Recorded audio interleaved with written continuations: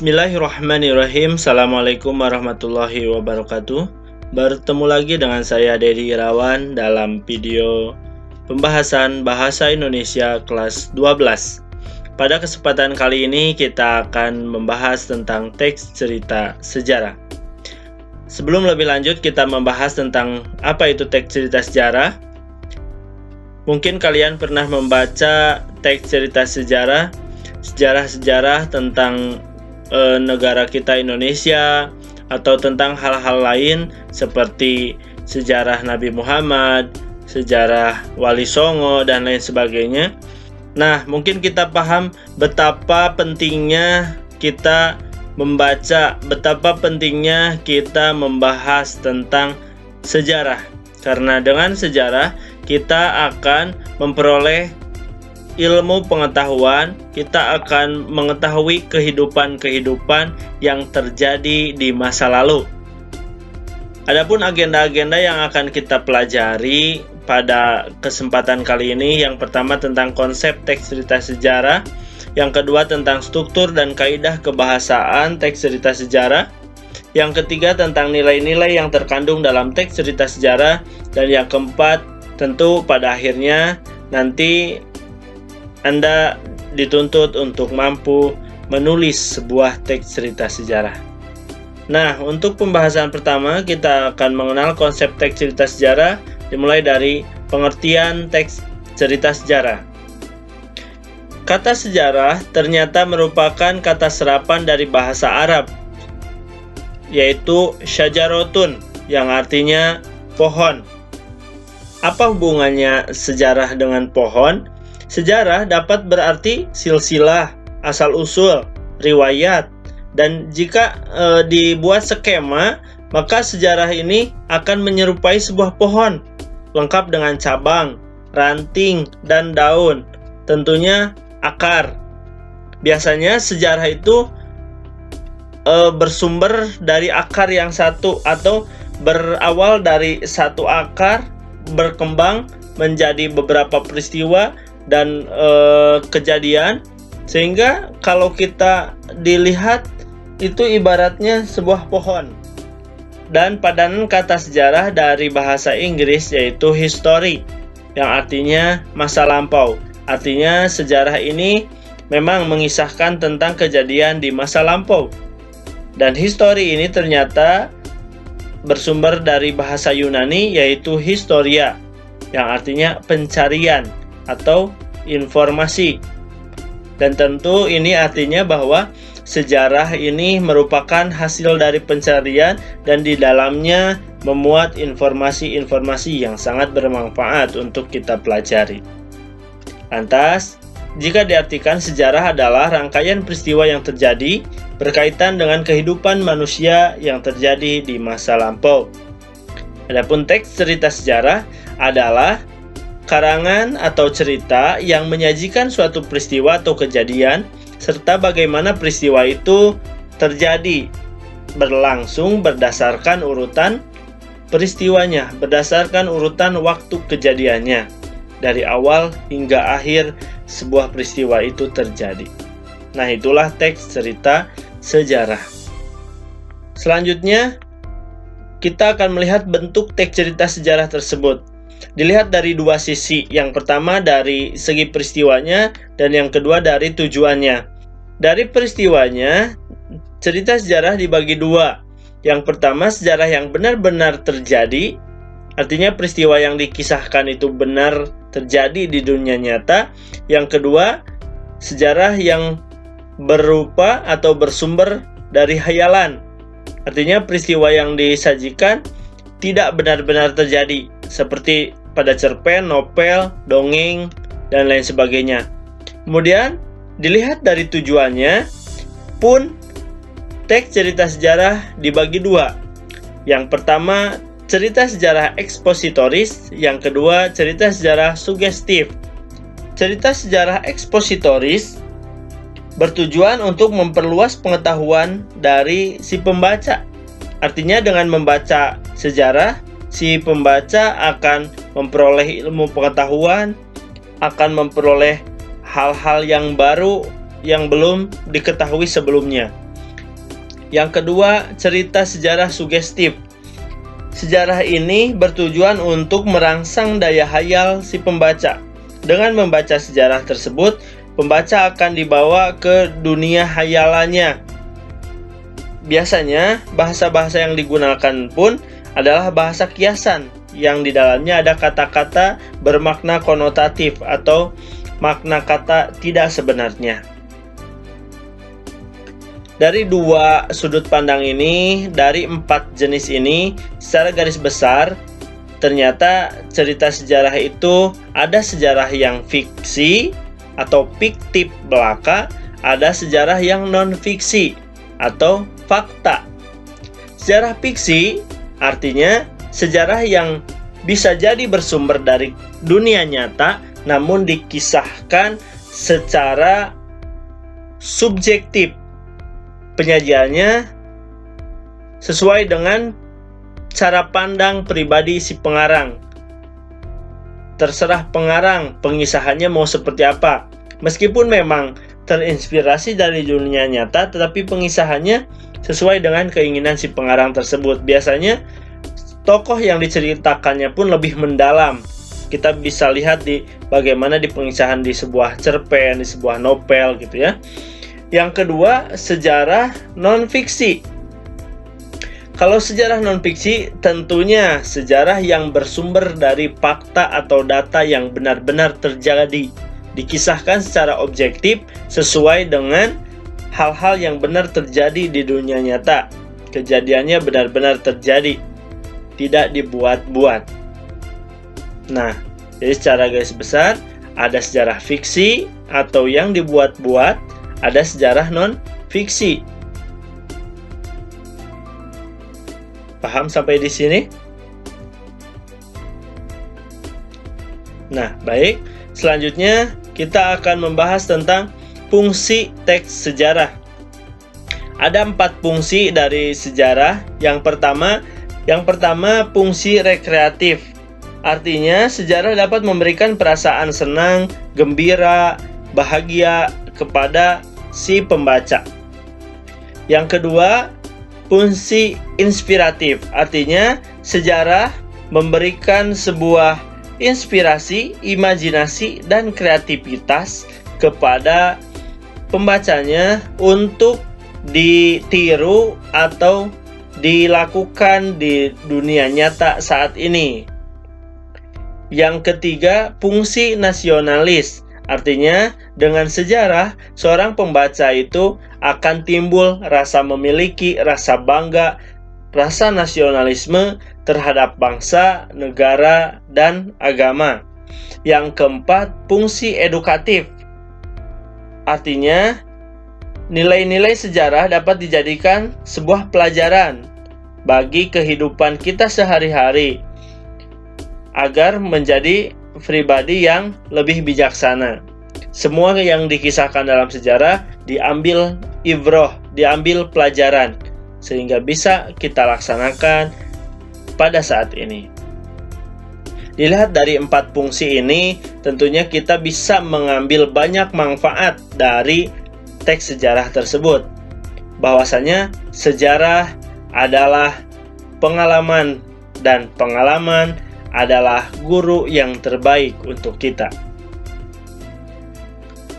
Selanjutnya kita beralih ke pembahasan yang kedua, yaitu struktur teks cerita sejarah. Teks sejarah dibangun dengan 3 struktur. Yang pertama orientasi, yang kedua urutan peristiwa, dan yang ketiga reorientasi. Orientasi adalah bagian pembuka, bagian yang menunjukkan awal kejadian sebuah cerita atau latar belakang terjadinya sebuah peristiwa. Biasanya orientasi ini ada pada bagian awal atau pada paragraf pertama sebelum cerita itu dikisahkan lebih lengkap. Yang kedua, urutan peristiwa. Urutan peristiwa ini memuat cerita-cerita atau peristiwa secara berurutan. Kejadiannya diceritakan secara kronologis dari awal hingga kejadian itu berakhir. Di dalam urutan peristiwa ini memuat ada komplikasi, artinya peristiwa-peristiwa atau ada masalah-masalah terjadi, kemudian ada klimaks ketika masalah tersebut memanas, memuncak, dan solusi dari peristiwa tersebut. Dari klimaks tersebut ada solusi peleraian sehingga peristiwa itu sampai ke tahap akhir penceritaan. Dan yang terakhir, reorientasi. Reorientasi ini sifatnya opsional, bisa dipakai ataupun tidak. Jadi keberadaan reorientasi ini bisa ada ataupun tidak ada pun tidak apa-apa dalam sebuah teks cerita sejarah. Karena di dalamnya reorientasi ini memuat tentang opini atau komentar dari seorang penulis teks cerita sejarah. Di dalamnya bisa memuat saran atau ajakan dan lain sebagainya dari seorang penulis tersebut. Nah, ketiga struktur ini patut kita pahami karena nanti saat kita menulis sebuah teks cerita sejarah, kita tidak akan jauh dari ketiga struktur ini.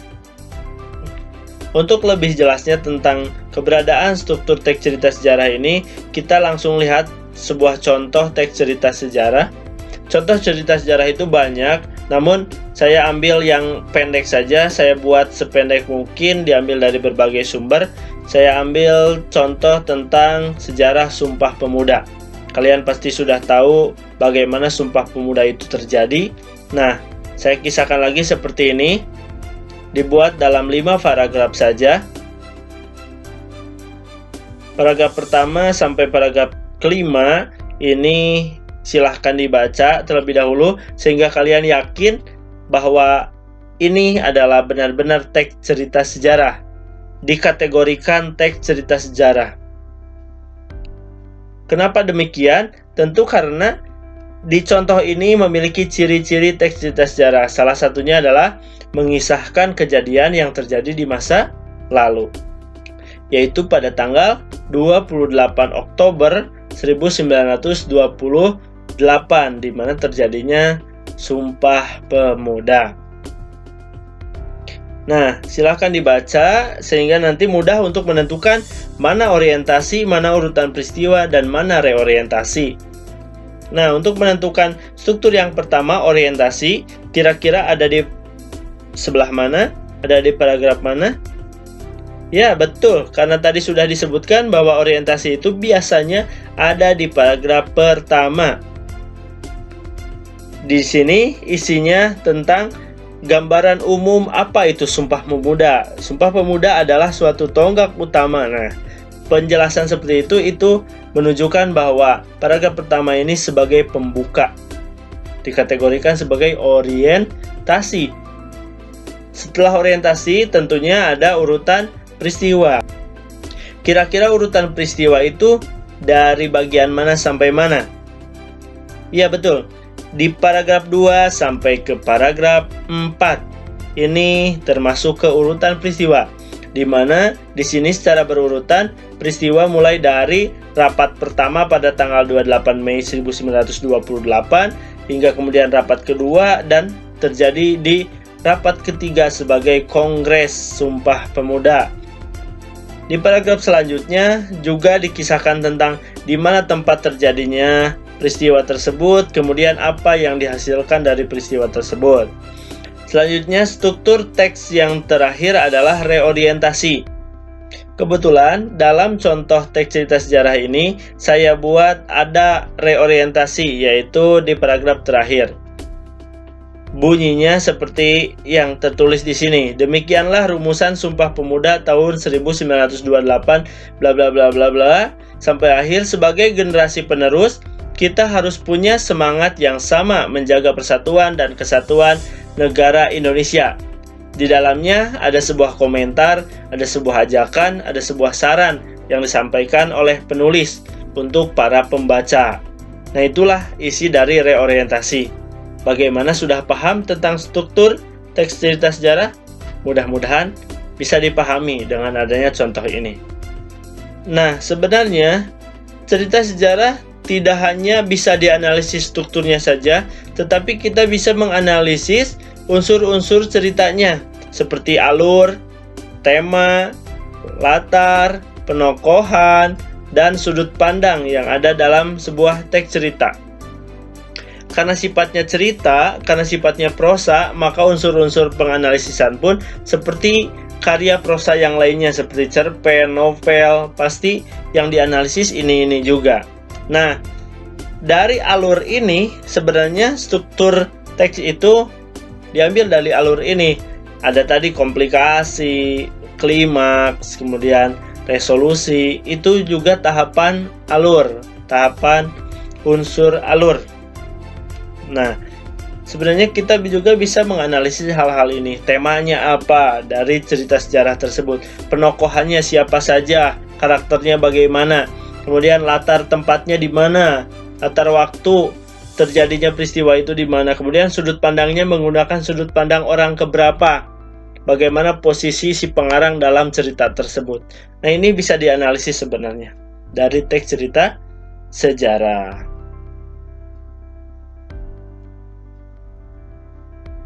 Selanjutnya, tentang kaidah kebahasaan dalam teks cerita sejarah. Apa saja kaidah-kaidah, apa saja kebahasaan-kebahasaan yang ada dalam cerita sejarah? Apa saja kaidah kebahasaan yang ada dalam teks cerita sejarah yang lebih menonjol? Yang pertama adalah kata kerja. Penggunaan kata kerja, yaitu kata yang menunjukkan tentang aktivitas yang menggunakan fisik. Contohnya apa kata kerja? Minum, makan. Nah, itu yang biasanya menulis. Nah, di sini saya beri contoh menyerang, menegaskan, menegakkan keadilan, rapat, dan lain sebagainya. Itu adalah kata kerja. Selanjutnya yang kedua, kata ganti atau disebutnya pronomina. Pernah mendengar kata ganti? Ya.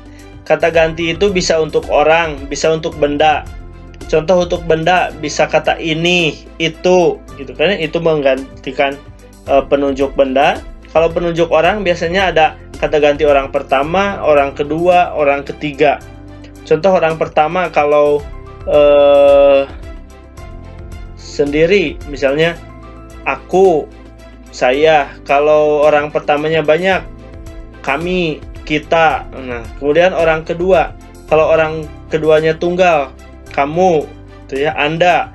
Kalau orang keduanya banyak kan, jamak, berarti kalian.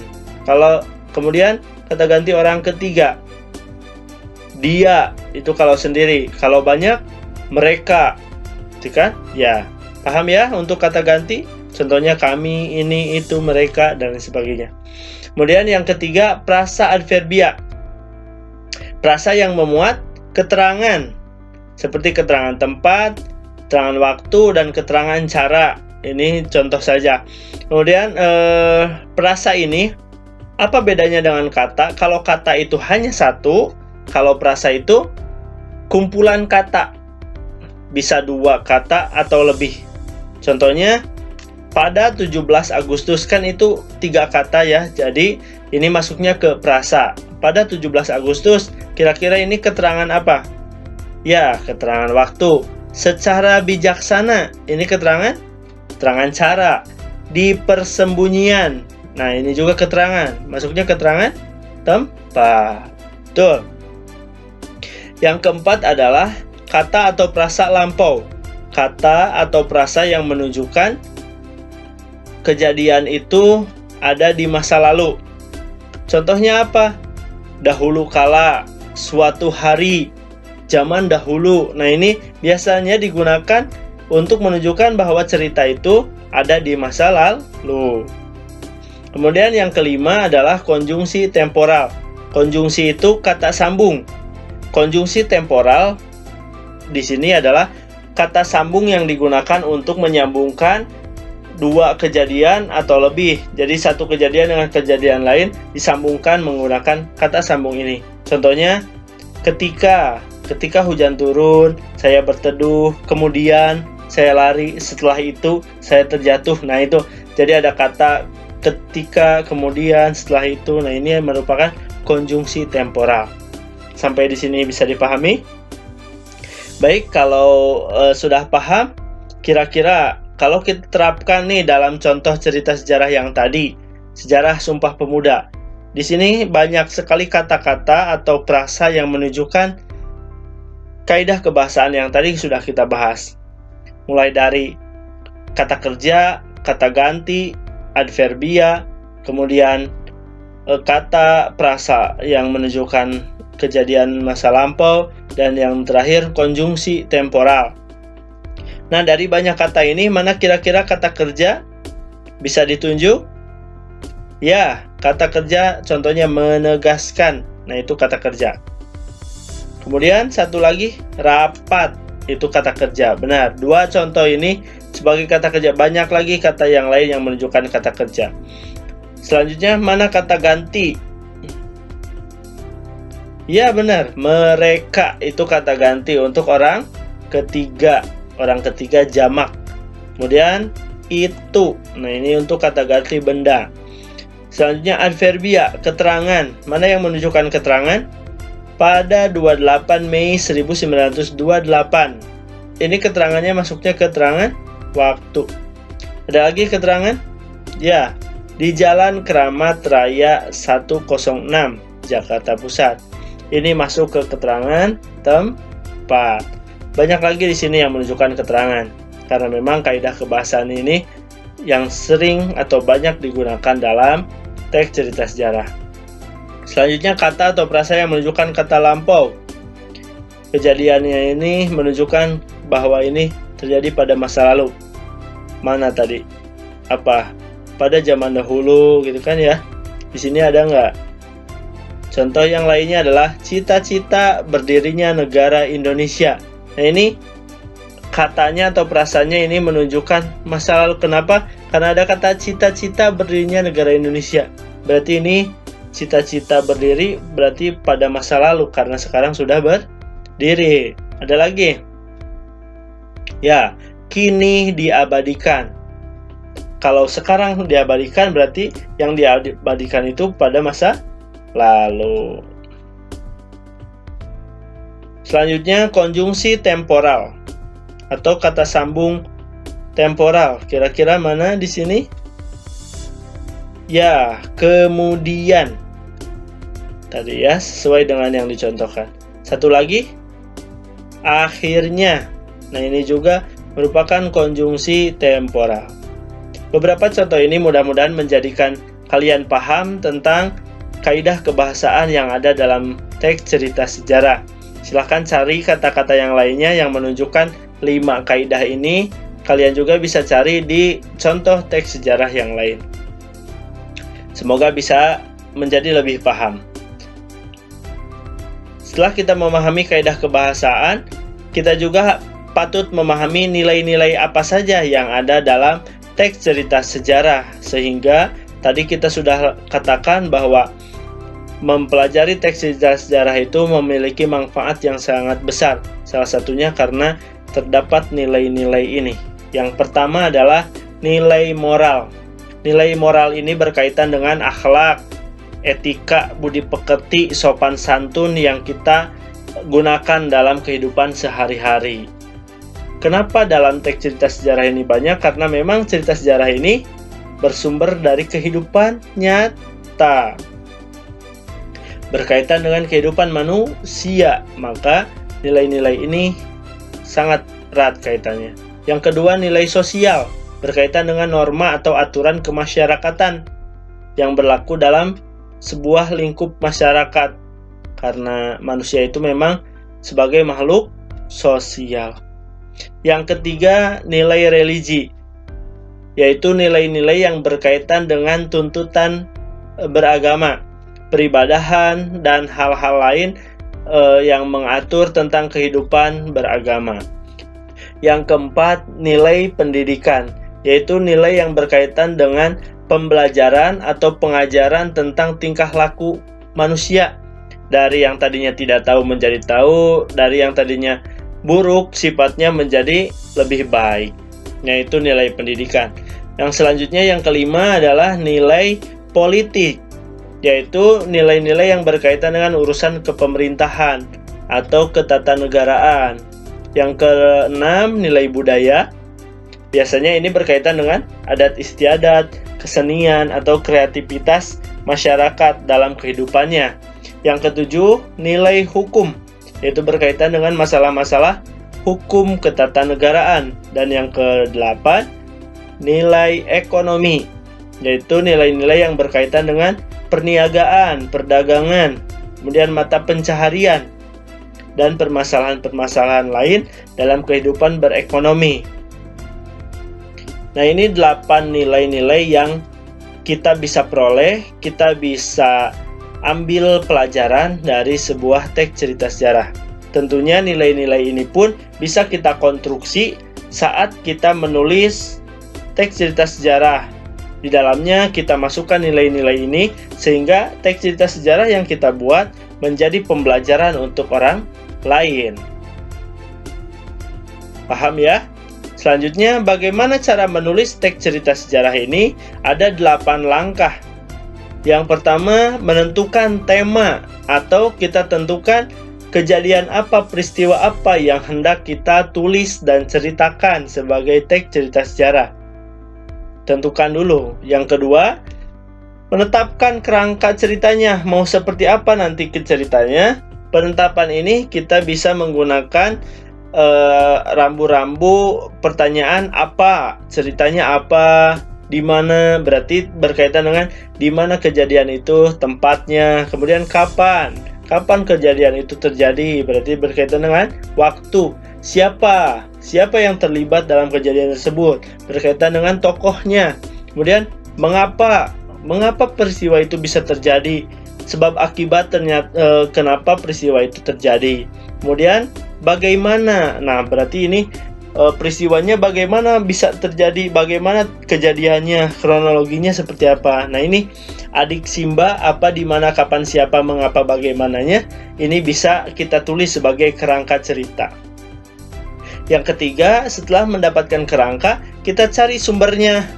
Tadi kan apa, di mana, kita cari di mana peristiwa itu terjadi, cari dari berbagai sumber. Kita bisa mencari sumber sejarah itu dari studi dokumentasi, mencari dokumen-dokumen yang ada, kemudian kita pelajari, kemudian bisa juga dari wawancara, kita menemui seseorang yang tahu tentang sejarah tersebut, kemudian kita bisa membaca dari informasi-informasi yang ada, baik dari buku, internet, kemudian dari benda-benda bersejarah, dan observasi langsung ke tempat di mana sejarah itu terjadi. Yang keempat, setelah kita mendapatkan informasi tersebut, kita rancang peristiwa demi peristiwanya ke dalam peristiwa utama yang nantinya akan menjadikan alur skema mulai peristiwa awalnya mana sampai nanti peristiwa terakhirnya seperti apa. Selanjutnya, sebelum kita menulis paragraf secara lengkap, kalimat demi kalimat, tentukan dulu sasaran pembacanya untuk siapa. Kalau untuk misalnya nanti yang sejarah yang kita tulis itu untuk anak SD yang akan membacanya, maka bahasanya pun harus mudah dipahami oleh anak-anak. Kalau misalnya sejarahnya untuk konsumsi orang dewasa atau anak SMA, ya kita sesuaikan juga kata-kata yang kita gunakannya. Jangan sampai menggunakan kata-kata anak SD tertukar. Kemudian yang keenam, menyusun cerita dengan tokoh lengkap dengan perwatakannya seperti apa, latarnya, tempat waktunya, dan lain sebagainya, sesuai dengan tadi sumber atau informasi yang berhasil kita kumpulkan. Kemudian penting juga sudut pandangnya. Kalau kita menceritakan sejarah tentang diri sendiri, maka sudut pandangnya sudut pandang orang pertama. Kalau kita menceritakan orang lain tentang seseorang atau tentang kehidupan lain yang di dalamnya tidak ada penceritaan tentang kita, maka kita menggunakan sudut pandang orang ketiga. Nah itu, kemudian yang ketujuh, penting juga ini untuk memahami ejaan bahasa Indonesia, sehingga nanti dalam penulisannya tentunya bahasa yang kita gunakan, kata-kata yang kita tulis berada dalam ejaan yang baik dan benar. Dan yang terakhir, menyusun kalimat demi kalimat menjadi sebuah paragraf utuh dan menjadi sebuah cerita sejarah yang layak dikonsumsi oleh semua orang. Nah, itu beberapa langkah yang bisa kita lakukan dalam menulis teks cerita sejarah. Beberapa topik, misalnya kita bisa mengambil tema atau peristiwa sejarah tentang desa di mana kita tinggal, karena biasanya nama desa pun ada sejarahnya. Kenapa dinamai ini, kenapa dinamai Sumedang, kenapa dinamai Jakarta, ada sejarahnya. Itu bisa menjadi sebuah pilihan dalam menentukan apa sejarah yang akan kita tulis. Lebih mudah lagi kalau sejarah yang kita tulis bersumber dari pengalaman yang kita alami. Artinya sejarah tentang pribadi, sejarah yang berkaitan dengan diri sendiri atau diri seseorang. Nah, untuk memudahkan dalam pembelajaran, menulis teks cerita sejarah bisa berawal dari menceritakan diri sendiri. Ada beberapa hal bentuk sejarah yang bisa mengangkat kisah pribadi. Yang pertama adalah catatan atau buku harian. Seperti yang telah kita ketahui bahwa buku harian itu ditulis oleh seseorang, oleh kita setiap hari setelah menghabiskan hari tersebut. Biasanya sebelum tidur kita tulis buku harian apa yang terjadi tadi, gitu ya. Nah, buku harian ini mungkin ketika kita nulis itu belum jadi sejarah, tapi ketika nanti kita sudah tua, dibuka lagi buku harian kita, itu sudah menjadi sejarah yang akan mengingatkan kembali, bernostalgia terhadap apa yang telah kita alami saat itu. Yaitu buku harian. Yang kedua, biografi. Biografi ini sejarah yang mengisahkan tentang pribadi seseorang. Kita tahu tentang kehidupan seseorang, misalnya tentang orang tua kita atau tentang sosok yang kita kagumi ada di lingkungan kita. Nah, kita kisahkan kembali tentang seseorang tersebut, maka itu menjadi sebuah biografi. Yang ketiga adalah autobiografi. Hampir sama dengan biografi. Kalau biografi itu mengisahkan orang lain sesuai dengan apa yang kita ketahui tentang fakta orang lain tersebut. Kalau autobiografi itu mengisahkan pure tentang diri sendiri. Kita mengisahkan diri kita sendiri. Ini juga bisa berawal dari buku harian yang pernah kita tulis, kita angkat menjadi sebuah autobiografi dengan pengungkapan yang lebih menarik dan lebih patut untuk dibaca. Kalau mungkin buku harian itu sifatnya lebih pribadi karena ada curhatan-curhatan, perasaan-perasaan dan sebagainya. Tapi kalau autobiografi itu kita pilih kejadian-kejadian yang menarik, kita pilih kejadian-kejadian yang patut untuk orang lain ketahui, orang lain baca. Nah, itu autobiografi. Dan yang terakhir, yang keempat, bentuknya memoir. Memoir ini hampir sama dengan autobiografi, mengisahkan tentang diri sendiri. Namun, kalau autobiografi itu lebih ke misalnya prestasi, kejadian diri sendiri, memoir ini lebih mengedepankan tentang pendapat atau kesan, kemudian tanggapan tentang hal-hal yang pernah kita alami. Misal kita mengunjungi sebuah tempat, kemudian kita berkesan, kesannya apa dari tempat tersebut, kemudian tanggapan atau kritikannya tentang hal tersebut, gitu ya. Nah, itu lebih ke memoir.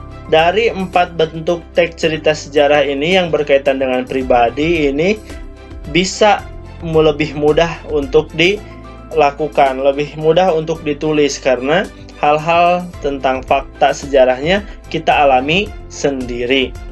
Nah, inilah pembahasan tentang teks cerita sejarah. Sampai pada akhirnya nanti kalian bisa menulis sebuah teks cerita sejarah, baik itu teks cerita sejarah tentang hal-hal yang menakjubkan di dunia atau tentang diri kalian sendiri. Demikian yang dapat saya sampaikan dalam kesempatan kali ini tentang teks cerita sejarah. Mudah-mudahan menjadi ilmu yang bermanfaat untuk kita semua. Terima kasih, mohon maaf apabila ada kesalahan dalam penyampaiannya. Dan apabila ada yang kurang jelas, silahkan bisa tinggalkan pertanyaan di kolom komentar. Nanti kita akan bahas bersama-sama. Sekali lagi terima kasih, jangan lupa di subscribe, share, like, dan komen. Billahi taufiq wal hidayah. Assalamualaikum warahmatullahi wabarakatuh.